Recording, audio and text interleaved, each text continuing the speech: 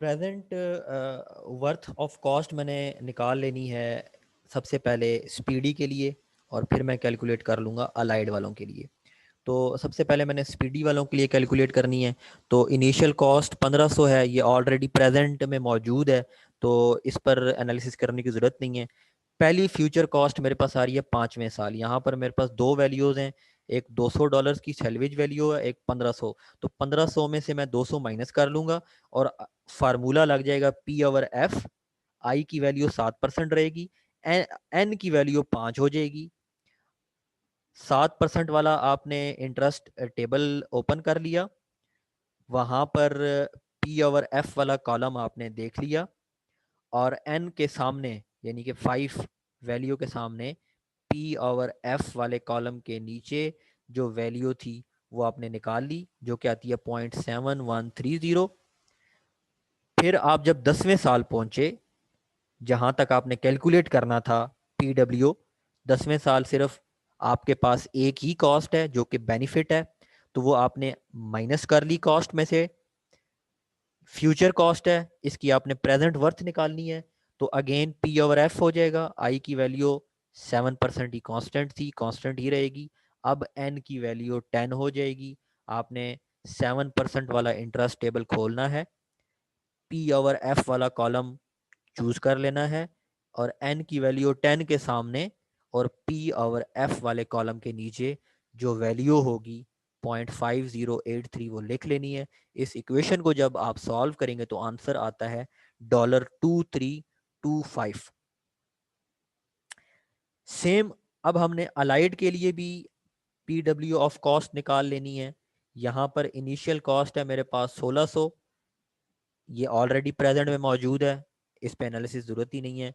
Minus 10वें साल जब ये चीज़ बेची जाती है तो वहाँ पर $325 की सैलवेज वैल्यू थी, तो आपने माइनस 325 फार्मूला लगा, क्योंकि ये कॉस्ट फ्यूचर में है 10 साल बाद, तो इसको आपने प्रेजेंट में कन्वर्ट करना है। तो पी ओवर एफ, आई की वैल्यू कांस्टेंट रहेगी 7%, और एन हो जाएगा 10।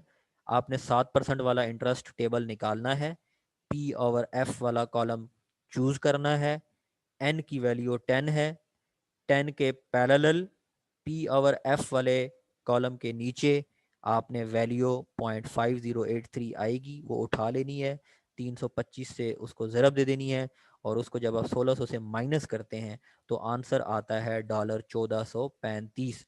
तो जिस भी चीज़ की कॉस्ट ज़ाहिरी बात आपको कम पड़ रही है आज, आप वही वाला इंस्ट्रूमेंट खरीदेंगे। लिहाजा इस क्वेश्चन के हिसाब से अलाइड वाला ऑप्शन मैं चूज करूंगा, अलाइड वालों का जो इक्विपमेंट है वो मैं खरीद लूंगा। सेकंड लास्ट एग्जांपल है जी ये।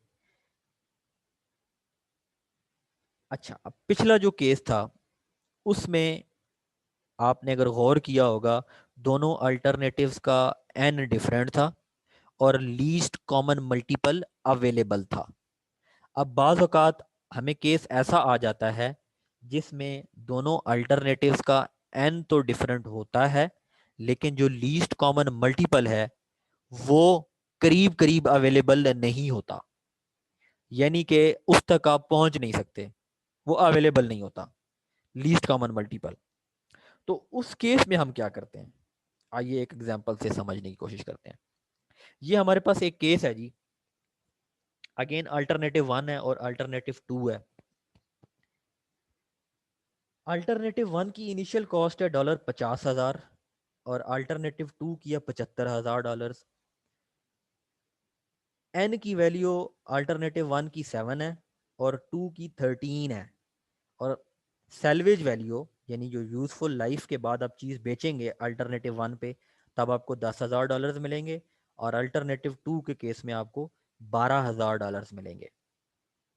आई की वैल्यू हमें 8% दे दी गई है, इंटरेस्ट जो है वो 8% दे दिया गया है। अब इस क्वेश्चन में आप ये देखें, एक में वैल्यू 7 है यूजफुल लाइफ इक्विपमेंट की, और दूसरे अल्टरनेटिव में 13 है। अब इन दोनों डिजिट्स का लीस्ट कॉमन मल्टीपल करीब करीब कहीं भी अवेलेबल नहीं है। 5 और 10 के केस में तो 10 अवेलेबल था, अब 7 और 13 के केस में आप लगे रहें बैठे रहें, अवेलेबल नहीं है।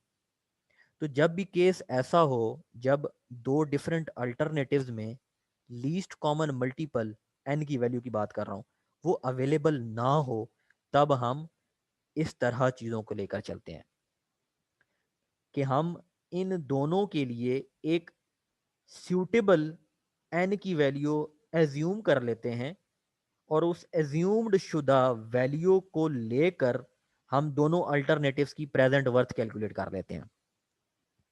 अब अगर अल्टरनेटिव 1 को देखें तो ये 7 है, अल्टरनेटिव 2 को देखें तो ये 13 है, तो इसकी सेंट्रल वैल्यू गालबन 10 बनती है। 10 के हिसाब से 7 भी 10 के करीब है और 13 भी 10 के करीब है। तो मैंने एज्यूम कर लिया कि जो मेरा n की वैल्यू है वो 10 है। ये सवाल में भी आपको दे दी गई है। अगर आपको सवाल में ना गिवन हो तो उस केस में इन दोनों n की वैल्यूज में जो करीब तरीन मोस्ट फिजिबल वैल्यू होगी दोनों के लिए वो हम एज्यूम कर लेंगे n की वैल्यू, और उस n की वैल्यू पे दोनों अल्टरनेटिव को हम प्रेजेंट वैल्यू कैलकुलेट कर लेंगे। तो इस सवाल में हमें n दे दिया गया 10, अगर ना गिवन होता तो आप इसको एज्यूम कर लेते कि हमने 10वां साल एज्यूम करना है और दोनों अल्टरनेटिव्स की 10वें ईयर पर प्रेजेंट वर्थ कैलकुलेट कर लेनी है, और उसके हिसाब से मैंने डिसीजन ले लेना है कि मैंने कौन से वाली ऑप्शन सेलेक्ट करनी है। तो इस सवाल में इसने ये बता दिया कि एनालिसिस पीरियड आपका 10 होगा और इस 10वें साल अगर आप अल्टरनेटिव 1 की बात करते हैं तो उसकी सैलवेज वैल्यू गिवन है सवाल में $20,000, और अल्टरनेटिव 2 पे 10वें साल जो सैलवेज वैल्यू है वो है $15,000। अब इस डेटा को जरा देखिएगा। अब मैं सोल्यूशन की जाने बढ़ने लगा हूं। तो सबसे पहले मैं अल्टरनेटिव 1 को कंसीडर करूंगा। अल्टरनेटिव 1 में मेरे पास सबसे पहले इनिशियल कॉस्ट गिवन है 50,000, तो मैंने लिख दिया -50,000। आगे मैं बढ़ता हूं। अब आप इसकी कैश फ्लो डायग्राम को जरा गौर से देखें। पहले अल्टरनेटिव की बात कर रहा हूं कि सवाल में तो मुझे 7 गिवन है कि अगर मैं 7वें साल बेचता हूं तो मुझे इसकी सैलवेज वैल्यू मिल जाएगी। अब जब मैं इसको 10वें साल बेचता हूं तो 10वें साल मुझे जो चीज़ अवेलेबल है वहां पर मुझे सैलवेज वैल्यू गिवन है $20,000, और 7वें साल मुझे सैलवेज वैल्यू गिवन है $10,000। $10,000 इसकी यूजफुल लाइफ है कि 7वें साल के बाद आपको ये इंस्ट्रूमेंट दोबारा परचेज करना पड़ेगा।